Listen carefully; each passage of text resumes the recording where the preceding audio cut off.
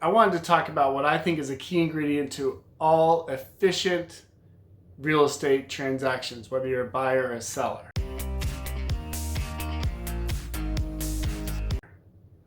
That key ingredient for me is the details. So up front, you should get as many of the details down as you can in order to make the rest of the process easier and more efficient. And the key part of that is it doesn't waste anybody's time. So let me explain that. On a seller side, before you get that house listed, you want to get everything in order. You want to get the number of bedrooms, obviously, the square footage, obviously, how big the lot is, but little details like where does that lot begin and end?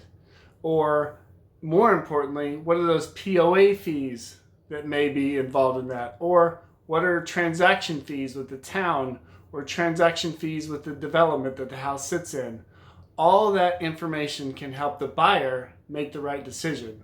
Otherwise, you're bogged down with time while they do their due diligence and maybe decide that they don't want the house, and now you've wasted time on the transaction. So all those details become important up front, almost like you have an information sheet that says, bang, here's everything you need for this house. Do you want it? That kind of thing. It's not literally on a piece of paper, but sometimes all those details can be put on a piece of paper, especially the fees that are involved, transfer fees with the development, transfer fees with the town.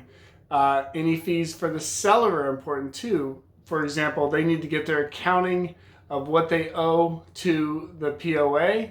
That will cost them money at closing potentially. So you want to get that out too, because that's information that's going to help the seller when they're trying to net what they want on the house. On the buyer side, getting those same details of what the buyer wants up front are extremely important. Down as far down as you possibly can. What I mean by that is someone's going to come to you and say they want a 5-bedroom house. Well, why do you want 5 bedrooms? You only have 3 kids. Well, we want an office and a playroom. Well, could you have 3 bedrooms or 4 bedrooms with a den that could be an office or a playroom?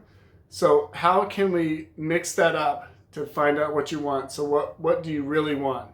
Square footage rise, all the way down to sometimes what development they want in. So you're just waiting for that house to come up for them. Otherwise, you'll be looking at all these houses in different developments all over town because you haven't narrowed down exactly what that buyer wants. So what's the key ingredients to all real estate transactions to make them efficient and easy?